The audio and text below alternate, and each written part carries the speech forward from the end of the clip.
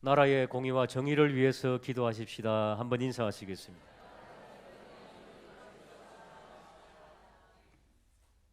정의와 공의를 세우려면 어떻게 해야 되겠습니까? 우리 그리스도인들은 복음을 깨달으면 됩니다. 굿뉴스. 그리고 구원의 감격, 우리 장로님 기도하신 것처럼 구원의 감격으로 1인 1사역 하면 됩니다. 나라와 민족을 위해서 일주일에 한 번, 일주일에 몇 번씩 주의 전에 나와서 기도하는 것, 얼마나 큰 은사인지 모릅니다. 옆에 있는 분들과 다시 한 번 더 1인 1사역 하십시다. 한번 인사하시기 바랍니다. 오늘 오후에도 은사 세미나가 있습니다. 오후 예배에 꼭 참석하셔서 하나님의 그 명령을 듣게 되기를 주님의 이름으로 축복합니다. 구원이 얼마나 중요한지, 물에 빠진 자가 물에서 건짐받으면 얼마나 기쁘겠습니까? 하나님께서 우리에게 그 구원의 감격을 좀 더 깊이 묵상하라고 성경 여기저기에서 여러 가지로 표현해 주고 있습니다. 자, 태풍이 온다 그러면은 우리 간이 얼마나 해져요? 콩알만 해져요. 진짜 간이 콩알이 되는 겁니까? 그건 뭘 말하는 겁니까? 그만큼 염려가 된다는 거죠. 이런 것을 언어학에서, 수사법에서 은유법이다 그래 말합니다. 은유법. 내 간과 콩알하고 비교하는 겁니다. 여러분 간은 간땡이가 부은 것처럼 이만합니다. 근데 콩알처럼 된다는 거죠. 내 마음은 호수요. 여러분 마음속에 호수가 있습니까? 그 호수는 뭡니까? 내 마음은 넓고 평온하다, 뭐 그런 뜻 아니겠습니까? 구원도 그렇게 표현을 해준다는 겁니다. 여러 가지로. 그림 언어로, picture language, 그림 언어로. 그래서 구원에 대해서 여러분 좀 더 쉽게 이해하라고. 왜? 구원은 정말 우리 인생에 있어서 최고의 것이니까, 하나님의 선물이니까. 네 가지 정도 성경에 나오는데, 제사라고 하는 그림이 있습니다. 그 다음에 화해라고 하는 그림이 있습니다. 구속과 그리고 새 언약이라고 하는 그림을 그려줍니다. 오늘은 두 가지, 제사와 화해에 대해서 그림을 한번 같이 그려보겠습니다. 자, 우리 인간들은 아담과 하와 이후로 가지고 있는 속성이 있는데, 한번 따라할까요? 타락한 속성. 얼굴 보지 마세요. 다 착하게 보이지만은 타락한 속성을 가진 존재들입니다. 우리는. 그래서 이 타락한 속성을 다른 말로 하면 원죄라 그럽니다. 원죄. 오리지널 신. 이 원죄적인 근성이 있습니다. 원죄는 아담과 하와가 따먹었던, 선악과를 따먹었던 사건, 그 사건이 중요한 게 아니고 왜 따먹었느냐가 중요하지요. 왜 따먹었느냐? 하나님처럼 되려고 하는 교만기를 사탄이 불어넣어 준 거죠. 그래서 나도 하나님처럼 될 수 있다는 말에 홀가닥 넘어가 가지고 하나님으로부터 나도 독립할 수 있다. 이 마음이 바로 뭐다? 원죄라고 하는 것입니다. 하나님 없이도 나는 잘 해 나갈 수 있다. 가인이 그래서 하나님 없이 사느라고 가인성을 쌓고 무기를 만들고 싸움을 벌이고 사람들을 정복해서 우리 스스로의 성을 구축해서 살아갈 수 있다. 이게 바로 가인의 반란이었지요. 바로 오리지널 신. 우리에게도 있습니다, 여러분. 하나님 없이 내 스스로 살면은 되지 라고 하는 이 마음이 바로 원죄라고 하는 것입니다. 이 원죄가 발동하면은 하나님을 덩지고 있기 때문에 저절로 나타나는 게 뭔가 하면은 죄를 짓는 것입니다, 여러분. 하나님으로부터 등을 돌리면은 선을 행할 수 있는 능력이 없으니까 사탄이 카드를 우리에게 하나씩 던져줍니다. 죄를 짓도록. 근데 거기에 우리가 약점을 가지고 있는 부분에 홀가닥 넘어간다는 것입니다. 갈라디아서 5장 19절에 보면은 육체의 일, 오리지널 신, 이 원죄를 가지고 죄를 짓는 것이 분명하다는 겁니다. 그게 발동을 한번 하면은 어떤 것들이 있는가? 음행, 남자와 여자의 더러운 짓, 더러운 것, 호색. 어느 날은 멀쩡했는데 어느 날은 막 그냥 야사시하게 보이고 그런 거 지어 있죠. 예, 다윗도 그랬잖아요. 다윗도 멀쩡하게 옥상에 거닐고 있는데 목욕하는 여인을 보고 홀가닥 빠져버렸잖아요. 다윗이. 예? 여호와 만군의 하나님 여호와의 이름으로 나갔던 다윗이 얼마나 믿음이 좋습니까? 근데 왕이 되어갖고 옥상을 거닐 때 목욕하는 여인을 봤다는 거지요. 남성들은 옥상에 올라가는 일이 잦으니까 목욕할 때 여인들은 문 닫고 목욕하시기 바랍니다. 그렇죠? 그 다음에 우상 숭배, 주술, 원수 맺는 것, 분쟁. 얼마나 분쟁이 많습니까? 이 나라가 당과 당쟁으로 분쟁하고 국민의 마음이 지금 분열되고 네 편이냐 내 편이냐 보수냐 자경이냐 뭐 하여튼 시기와 분냄과 당짓는 것과 분열함과 이단의 영은요 가정을 파괴하고 영혼을 파괴하는 겁니다. 여러분, 저거는 이단이다 가지 마세요 하면 가지 마세요. 영혼이 파괴됩니다. 여러분, 투기와 술 취함과 방탕함. 여러분 얼마나 많이 나옵니까? 뭐 멀쩡한 판사 검사들이, 멀쩡한 지도자들이 그냥 술 먹고 방탕해가지고 성추행 이런 사건 얼마나 많이 나옵니까? 저게 뭐다? 저게 있죠. 상식인 겁니다. 믿지 않는 사회에는 하나님이 없으면은 선을 행할 수 있는 능력이 없기 때문에 사탄이 카드 한 장씩 던지면은 그 카드를 받을 수밖에 없습니다. 그래서 넘어가는 겁니다. 또 그와 같은 것들이라 전에 너희에게 경계한 것 같이 경계하노니 이런 일들은 하는 자들은 하나님의 나라를 유업으로 받지 못한다. 하나님의 나라에 들어갈 수가 없다는 것입니다. 한번 여쭤볼게요. 금방 나열한 것들 중에 나는 한 번도 지은 적이 없다, 이런 분들이 있으면 손을 한번 들어보세요.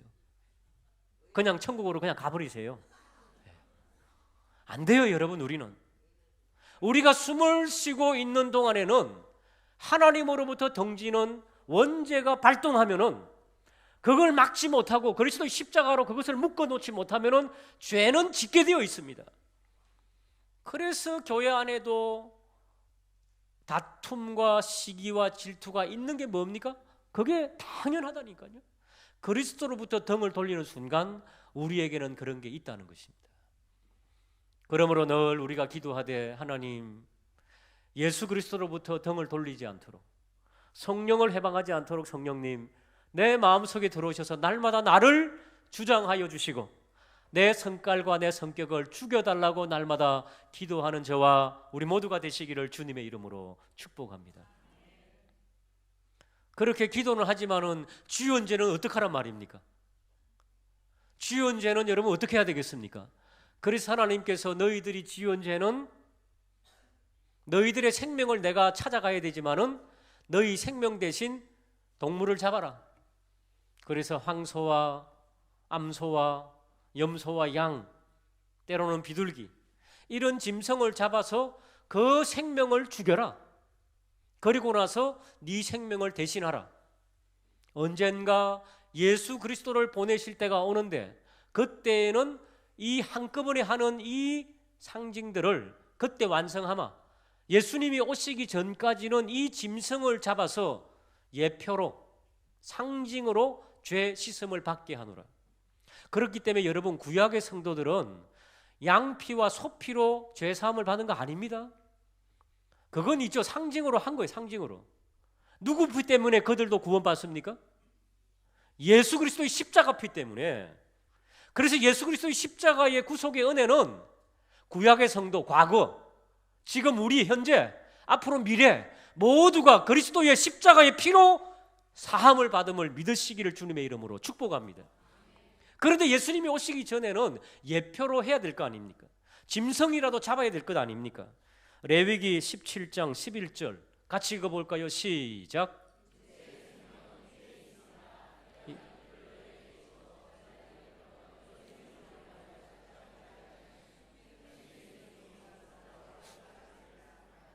하나님께서 정해주신 것, 피에는 생명이 있다는 겁니다. 그러니까 피를 흘려서는 된다 안 된다? 저는 지금도 신약 시대를 살아가고 있지만은 여러분 피 먹지 마세요. 생명을 빼앗는 겁니다. 빨대 가지고 그냥 사슴피 그냥 쪽 빨아먹고 안 됩니다. 하지 마세요. 그런 거. 좋은 음식 드세요. 그냥.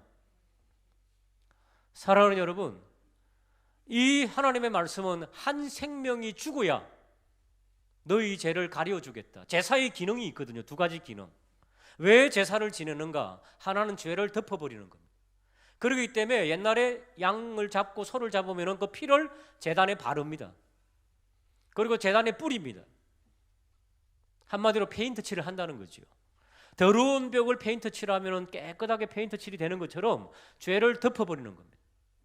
여전히 그 안에는 더럽습니다. 그러나 덮어버리는 거예요. 또 하나는 공의의 하나님, 정의의 하나님께서 진노하시니까 죄를 지으면은 그 하나님의 진노를 푸는 방법이 뭐다? 피를 흘려야 된다는 것. 누군가가 희생해야 된다는 것. 이 제사의 두 가지 기능 때문에 제사를 지내라. 이렇게 하나님께서는 말씀해 주셨습니다. 사랑하는 여러분, 오늘도 그리스도 예수의 십자가의 구속의 은혜로 우리 죄가 덮어졌고 하나님의 진노가 풀어졌고 그리함으로 하나님 앞에 성도로 예배드리고 있음을 인정하고 믿으시기를 주님의 이름으로 축복합니다. 예수 그리스도께서 약속대로 이제는 단 한 번만에 십자가의 구속의 은혜로 하나님 앞에 제사의 제물이 되셨지요. 히브리서 오늘 본문입니다. 10장 11절 제사장마다 매일 서서 섬기며. 여러분 1년에 한 번씩 9월 10일이 되면은 대속죄일이라 그래가지고 전 국민과 나라 전체의 죄를 하나님 앞에 올려드리는 큰 행사가 있습니다. 1년에 한 번씩. 그건 이제 큰 행사고 우리 성도님들께서 그때 말고 때때로 우리 개인이 짓는 죄들, 아 내가 이렇게 살아서는 안 되겠다, 그러면 집에 있는 양이나 소를 하나 가지고 갑니다.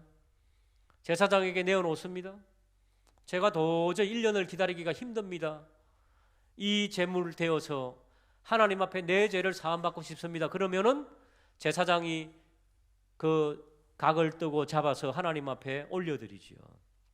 그런데 전 국민이 하나님 앞에 나아가기가 너무너무 죄송하니까 여기서 갖고 오고 저기서 갖고 오고 그런다는 거죠. 그러니까 제사장들은 매일같이 그 동물을 잡았다는 겁니다. 그러니까 제사장들도 8시간씩 3교대 하든지 12시간씩 2주다 하든지 이래가지고 하루 종일 잡는 거예요. 하루 종일. 그런데 그 제사는 날마다 자주 같은 제사를 드리되 그 제사는 죄를 없이 합니까? 못합니까? 못하죠. 동물을 희생하는 것은 하나님께서 뭐라고? 그림 언어로 봐라! 이렇게 희생하는 동물을 보고 이제는 죄 짓는 것을 자제하고 짓지 말라는 그림으로 보여주신 거란 말입니다. 동물이 희생되는 모습 보면은 얼마나 사람이 끔찍하고 힘듭니까? 보기가 피 흘리는 거 보면은. 여러분 집에 애완견들 죽어갈 때 마음이 어떻던가요? 막 얼마나 찢어지는지 모릅니다. 집에 있는 애완견이 죽어도, 애완동물이 죽어도 그렇잖아요. 그러니까 그 죽음을 보면서 아, 죄라고 하는 것은 이렇게 무서운 거구나. 예수님 오실 때까지 구약 성도들은 그렇게 하면서 죄를 없이 하지도 못하는데 그 그림자를 바라보고 그렇게 했다는 거죠. 12절 오직 그리스도는 죄를 위하여 한 영원한 제사를 드리시고 하나님 우편에 앉으사. 할렐루야. 13절 그 후에 자기 원수들을 자기 발등상이 되게 하실 때까지 기다리시나니. 예수 그리스도께서 사탄의 머리를 짓밟으시고 완전히 승리할 때까지 기다리시고 우리를 구원하시려고 지금도 기다리신다는 거지요. 14절 같이 읽어보겠습니다. 시작.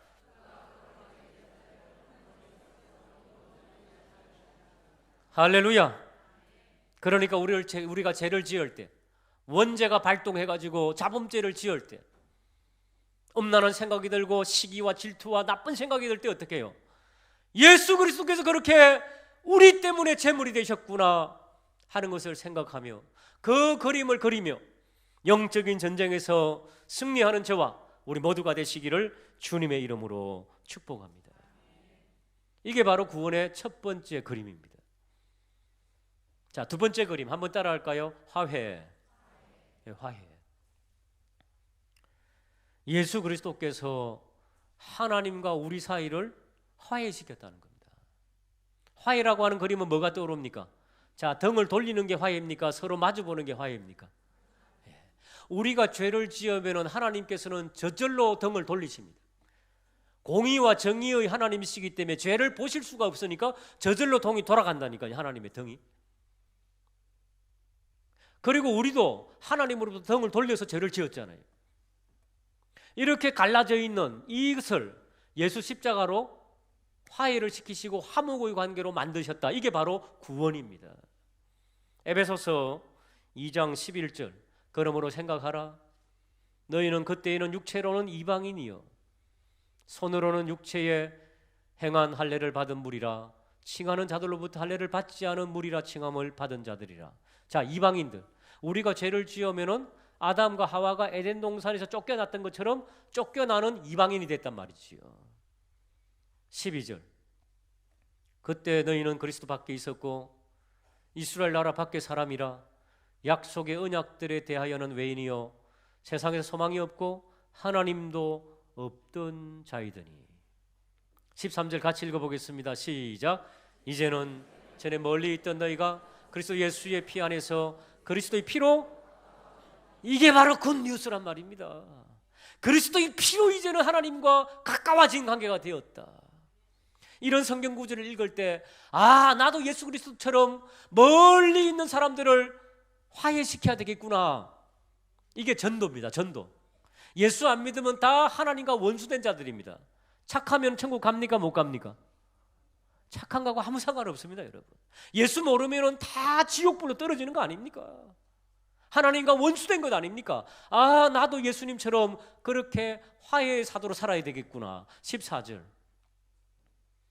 그는 우리의 화평이신지라 둘로 하나를 만드사 원수된 것 곧 중간에 막힌 담을 자기 육체로 허시고. 예수님께서 자기 육신을 제물로 던지셨다는 겁니다. 옆에 있는 분들에게 우리도 육신을 제물로 던지십시다. 한번 인사하시기 바랍니다. 물어봐야죠. 어떻게 해요? 한번 물어보세요. 어떻게 해요? 던지는 게 어떻게 해요? 오후 예배 나오는 거예요. 오후 예배. 예? 피곤하지만 나와주는 거예요.